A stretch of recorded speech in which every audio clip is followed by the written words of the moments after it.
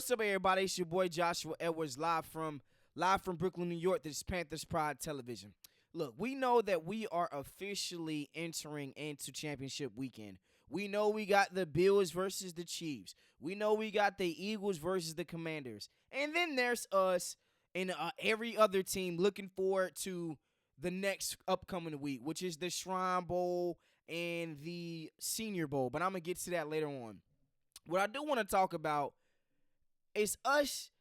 Why does the Panthers continue to get news around certain demographics or certain age groups? Why are we targeting Cooper Kupp and he's 31 years of age? Now, there has been a lot of discussions. I know Sports Illustrated has talked about it. If you guys remember last year, Cooper Kupp was on the trading block. Those rumbles were legit. I don't see a situation where Cooper Kupp is with the Los Angeles Rams next year, and that's facts.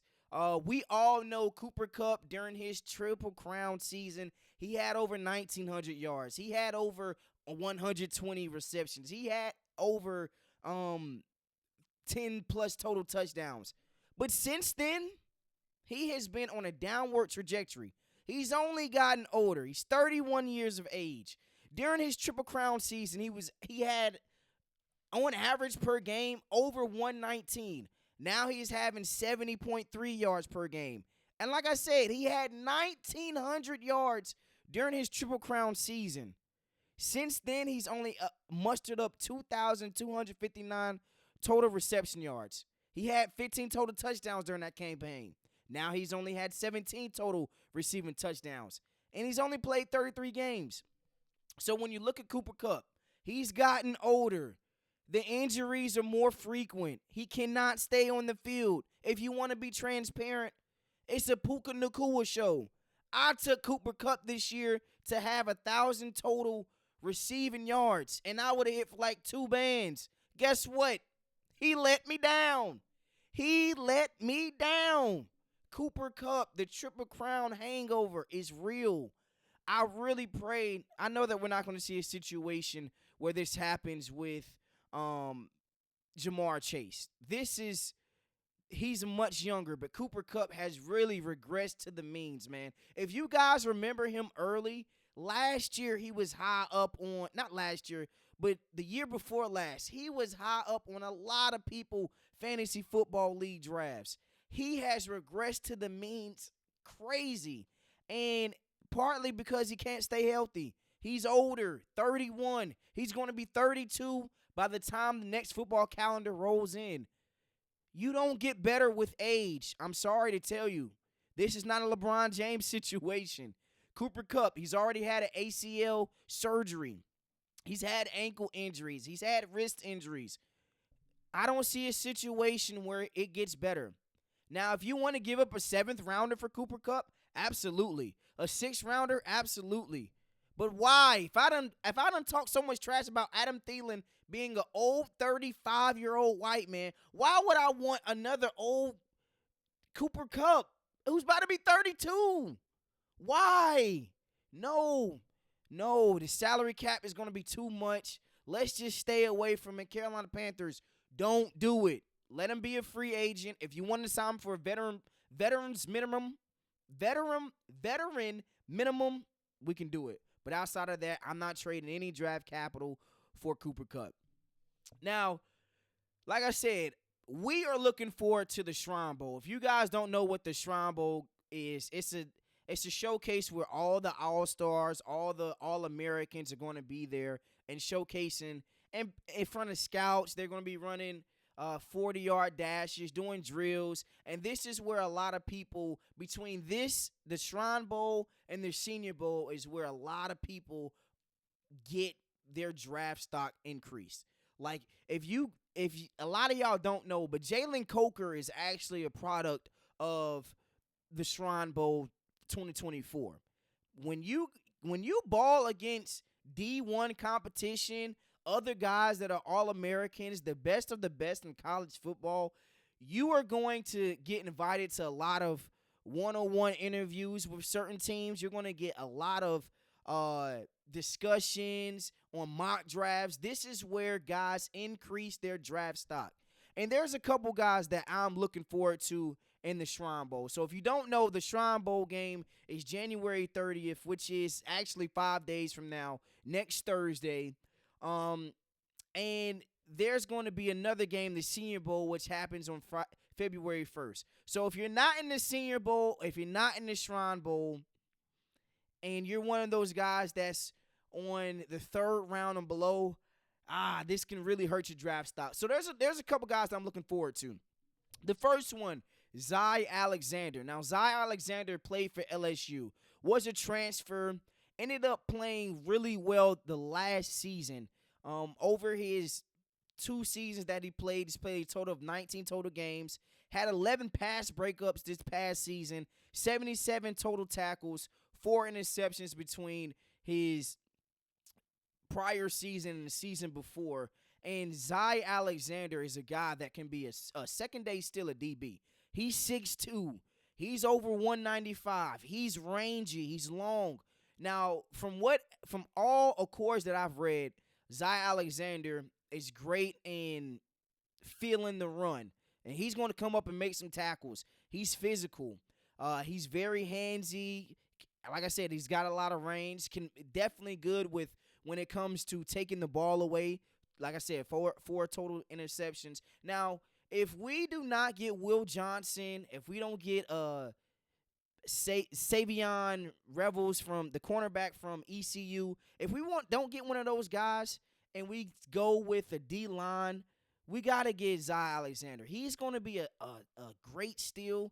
He's in the top 72 projections on Pro Football Focus. ZAlexander, if he has an outstanding day, outstanding results at the Shrine Bowl, this is going to be a guy that is going to creep up on draft boards, especially within our own discussions. Now transition. If we do go Will Johnson at that spot, there are some other great talents at the defensive end spot.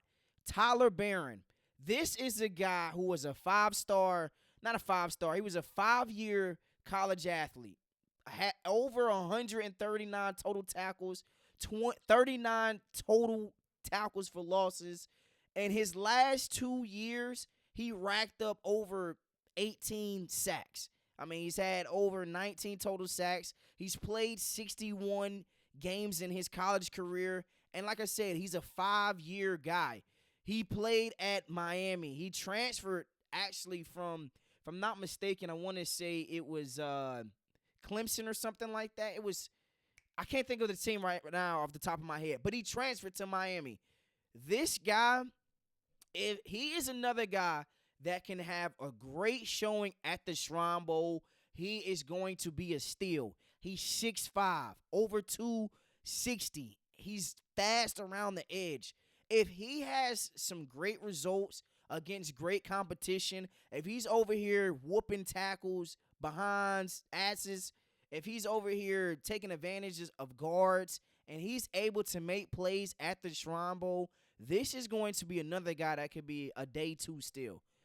Like I said, man, we have a lot of picks in the 4th round. If we find a way to mortgage those 4th rounds and creep back up into the 3rd and late 2nd rounders, these are some of the guys that are going to be available. The Tyler Barron, the ZAlexander, these are going to be some of the guys that are going to be available during that time frame. So if we, like I said, if we find a way to make that transition happen, these are going to be some great steals from that we are going to acquire from the Shrine Bowl. Like I said, Jalen Coker is a product of the Shrine Bowl. A lot of y'all don't know, but Dan Morgan, his first 7 selections, 6 out of those 7s came from the Shrine Bowl. So I do see a situation where we're banking all on these 2 guys. We're not banking all on them, but we are banking heavily on the Shrine Bowl and the Senior Bowl to acquire guys for our team, to build up on our team. So, hey, I think that we are in a prime spot. We have representation in the Shrine Bowl. I look forward to it. Now, Dante Jackson, why are you still talking about the Carolina Panthers? Now, I can't say that you're wrong for throwing the shots that you were. But here is what Dante Jackson said when he was discussing Mike Tomlin's future.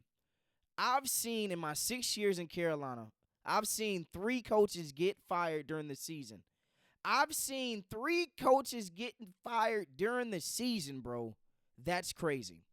Now, Dante Jackson, hey, I can't blame you. During that time frame, I don't know why the Panthers hired Matt Rule. I don't know why the Panthers hired Frank Reich. I don't know what the hell we were doing during your 6 years.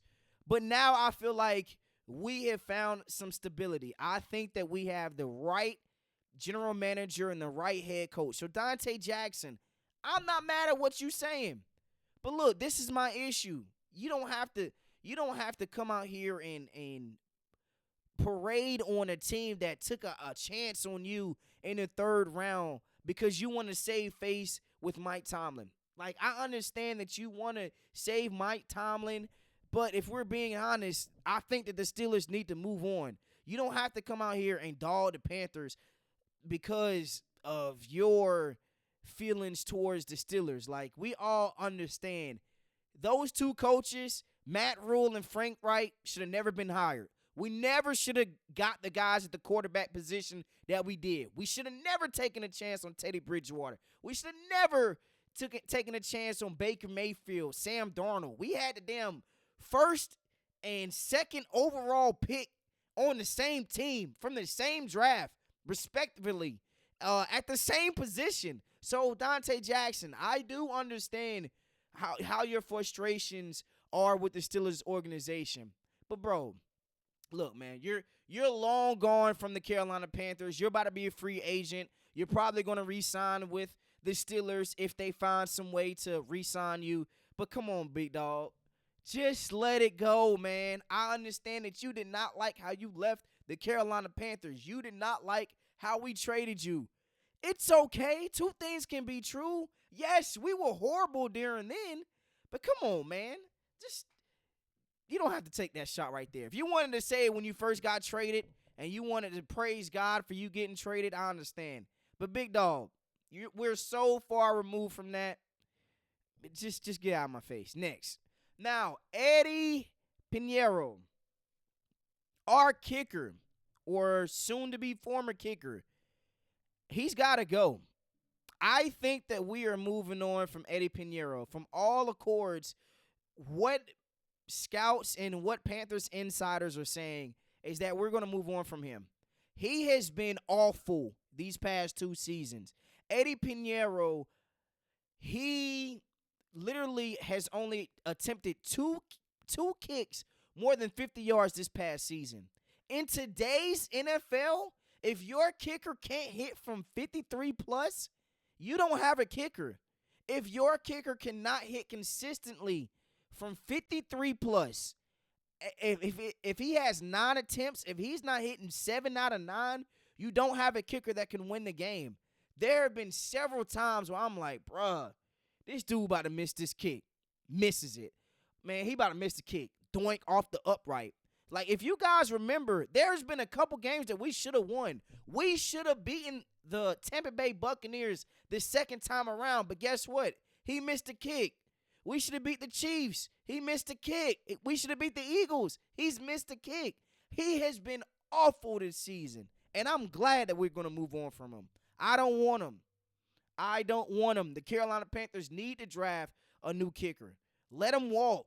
In today's day and age, bro, you can find kickers left and right. I'm actually surprised we didn't move off from him during the season. I was very, very surprised that we kept him throughout this entire season. We didn't extend him last season when he was asking for a contract, and rightly so.